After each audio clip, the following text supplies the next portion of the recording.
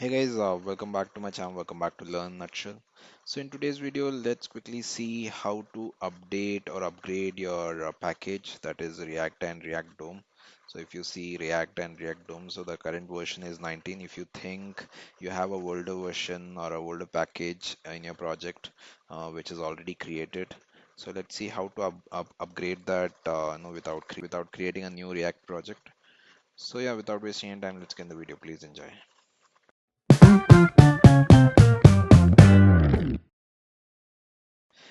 So you can go to package.json and confirm which version you have. So 19 is the current version in July 2025.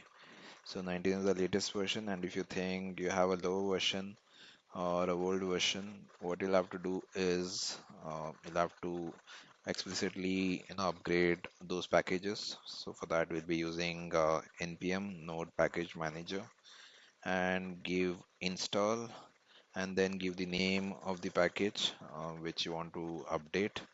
So React is the one, and give latest after at the rate a symbol. And then the next one is React hyphen DOM, and then you can give at the rate latest. So this will fetch the latest version or the latest package for these two, React and React DOM. Just press enter. It will check if there is any new version from the one which we already have. So if it's not required, then it will say up to date. So you don't have to, install it. If it's a older version, it will automatically update. So yeah, that's how you update a particular package, specifically React and React DOM. So that's the one, which will help us create the React app. So earlier, this is not the way we were rendering the data. So earlier it was a little complicated. So you'd have to give something. I'll just show here something like this: React DOM dot render, and then write the component name, for example, app, and give document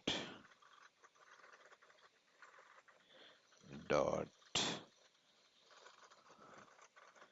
get element by ID, and then the ID of that particular element. So that is root. So this is how you were earlier rendering the UI, but it has changed to something like this. React, you have to create a virtual DOM, and then we are rendering the UI. So this is the major change after React 18. So before React 18, this is how they were using to render the data, but it has changed to this. So yeah, that's all in this video, guys. That's a quick video I wanted to do. Hope this was useful. If you think this video is useful, let me know in the comments. If you have any queries, also you can post that. So yeah, apart from that, nothing else in this video. Let's catch you in next video where we will cover more on React.js topics. So yeah, that's all. Hope you all liked it. If you liked the video, please do the like button, subscribe, comment. Let's catch you in next video. Until then, see you. Bye.